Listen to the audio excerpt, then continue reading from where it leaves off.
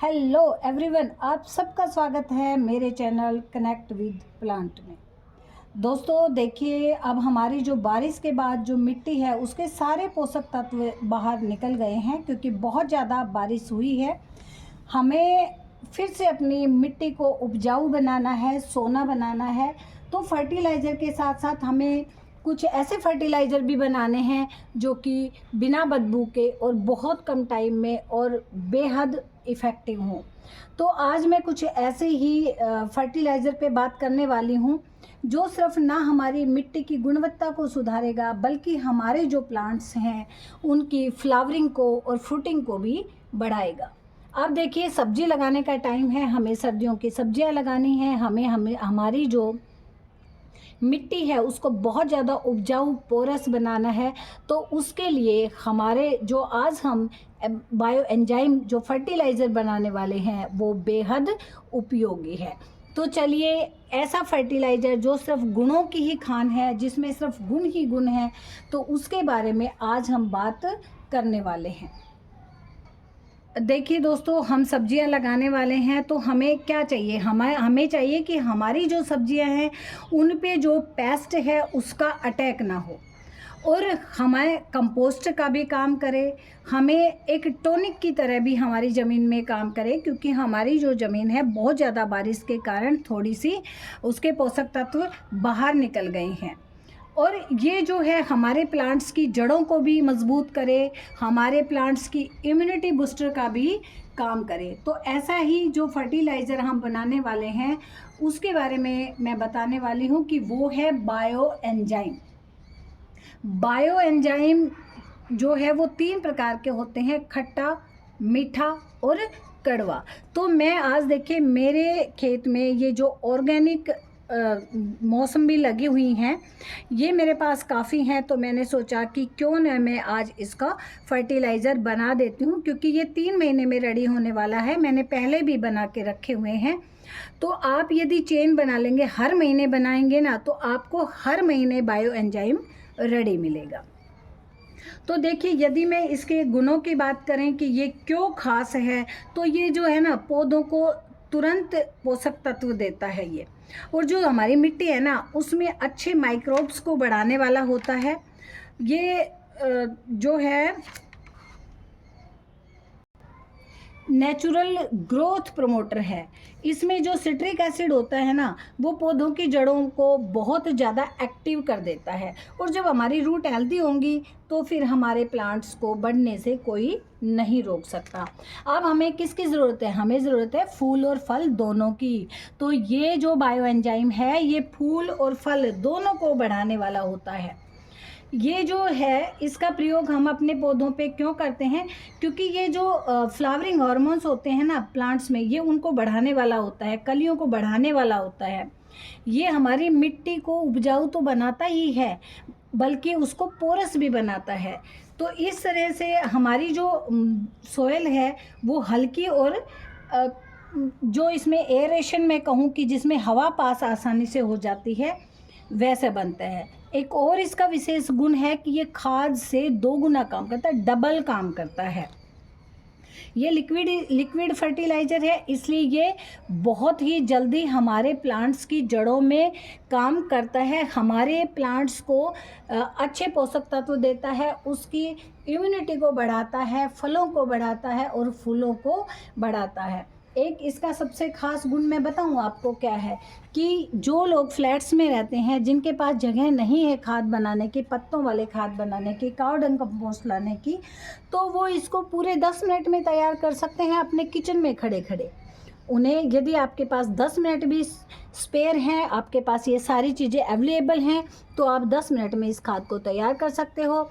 एक अच्छे से कंटेनर में बनाइए, लेबल लगा के छाया में रख दीजिए, 3 महीने बाद रेडी है। और आप ऐसा हर महीने करते रहेंगे तो आपको हर महीने ये खाद तैयार मिलेगा। तो चलिए बात करते हैं कि हम इसको बनाएं कैसे। वीडियो ज़्यादा लंबी ना हो इसलिए मैं इन शॉर्ट बताती हूँ कि इसके लिए हमें क्या चाहिए। ये देखिए, हमें इसके लिए कोई कंटेनर चाहिए, और आपके पास यदि थोड़े प्लांट है ना तो आप इसको 2 लीटर वाली बोतल में भी बना सकते हैं। इसकी सबसे बड़ी खासियत ये है। जितनी आपको ज़रूरत है उतना बड़ा आप कंटेनर ले लीजिए। उसके बाद दूसरी चीज़ जो चाहिए हमें, वो चाहिए गुड़। ज़्यादा मसाले वाला नहीं चाहिए, जितना पुराना आपको मिले उतना पुराना आप गुड़ ले सकते हैं। और जो लोग गांव में रहते हैं, लाट का जिनको पता है वो मिल जाए तो बहुत ही अच्छी बात है। फिर आप वो फ्रूट लीजिए जिसका आपको बनाना है।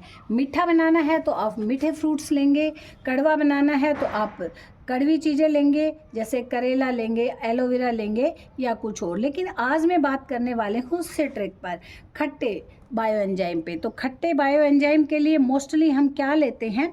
मोस्टली हम लेते हैं नींबू या मौसम्बी। तो आप देखिए, ये मेरे खेत की लगी हुई मौसम्बी है। एक बार मैं आपको इनका रस दिखा देती हूँ आपको। देखिए, आप मार्केट से भी मौसमी लेते हैं क्या, उसमें आप इतनी आसानी से रस निकलता है।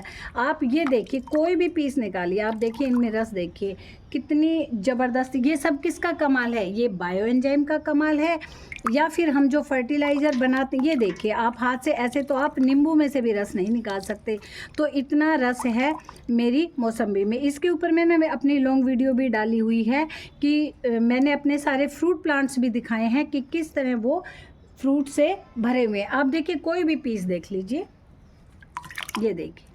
और मैं सिर्फ अंगूठे और उंगलियों के प्रेशर से ही इसको दबा रही हूँ। तो इतनी अच्छी फ्रूटिंग होने वाली है इस बायो एंजाइम से। दूसरा, आप मेरे छोटे से प्लांट को देख सकते हैं, ये मैंने पहले भी दिखाया, इस पर भी मैंने लॉन्ग वीडियो बना रखी है। आप देखिए एक बार, आप फ्रूटिंग देखिए, ये देख लीजिए छोटे से प्लांट। और एक टहनी पे ही नहीं, आप ये देख लीजिए। ये मैं देखिए पास करके दिखाती हूँ, आपको पत्ते कम और फ्रूट ज़्यादा दिखाई देंगे। आप साथ वाली टहनियों पे भी देख सकते हैं।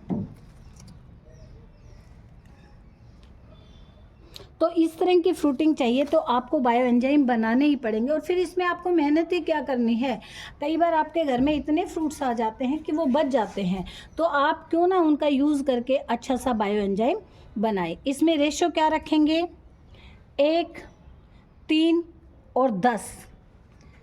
1 किलो गुड़, 3 किलो मौसम्बी, तो 10 लीटर पानी।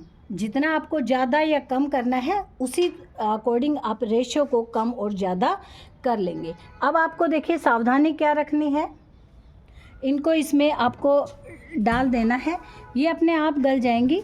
कोई आपको ये नहीं है कि भी आपको इन्हें छोटा छोटा कट करना है। यदि हाँ आप 2 लीटर वाली बोतल में बनाते हैं ना, तो आपको इसे कट करना पड़ेगा ही।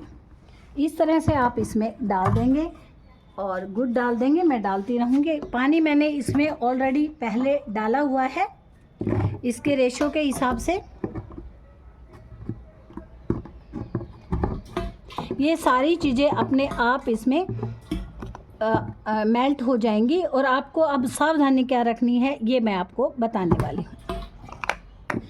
आपको इसे रखना है छाया में। इसका जो ढक्कन है वो एयर टाइट होना चाहिए। आपको उसे बार बार नहीं खोलना है, लेकिन जब आप ढक्कन लगाएं तो उसे थोड़ा सा ढीला रखें। स्टार्टिंग में आपको ढक्कन 2 से 3 बार खोलना पड़ेगा, फिर बाद में आपको बार बार नहीं खोलना पड़ेगा। इसे आप बार बार नहीं खोलेंगे, धूप में नहीं रखेंगे, आप इस पर लेबल लगा के रख देंगे। 3 महीने में ये आपका बनकर रेडी हो जाएगा। और मैं तो कहूँगी कि आप एक चेन सी बना लीजिए, हर महीने बनाइए तो हर महीने आपको ये बायो एंजाइम रेडी मिलेगा। आप ये खट्टे के साथ साथ मीठा और कड़वा भी बनाइए। फिर आप देखिए अपने पौधों की हेल्थ देखिए आप। जैसे जिन लोगों की इम्यूनिटी स्ट्रॉन्ग थी वो कोरोना में जैसे बच गए थे, उसी तरह हमारे प्लांट्स भी किसी भी पेस्टिक अटैक से बच जाएंगे यदि उनकी जो जड़ें हैं, रूट्स हैं, उनकी ग्रोथ अच्छी होने वाली। मैं इनमें सब डाल दूँगी। दूसरा आप देखिए, ये आपके बचे हुए छिलके हैं जिनमें से आपने जूस निकाल लिया है।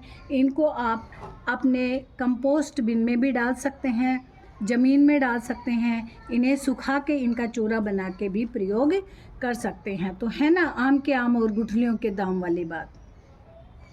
तो दोस्तों मैं एक बार फिर से कहूँगी कि बायो एंजाइम ज़रूर बनाइए। जिसके पास कम प्लांट हैं वो छोटे कंटेनर में बनाइए। आप चाहे कितने ही अच्छे फ्लैट में रह रहे हैं, कम जगह है, कोई आपको दिक्कत आने वाली नहीं है, टाइम कम है तो भी आप बना सकते हैं। तो दोस्तों यदि पसंद आए तो प्लीज़ लाइक करिएगा, शेयर करिएगा एंड सब्सक्राइब करिएगा। तो ये देखिए सिर्फ एक फर्टिलाइज़र ही नहीं है, ये एक टॉनिक है, एक बूस्टर है। इसे ज़रूर अपने पेड़ों को पिलाइए।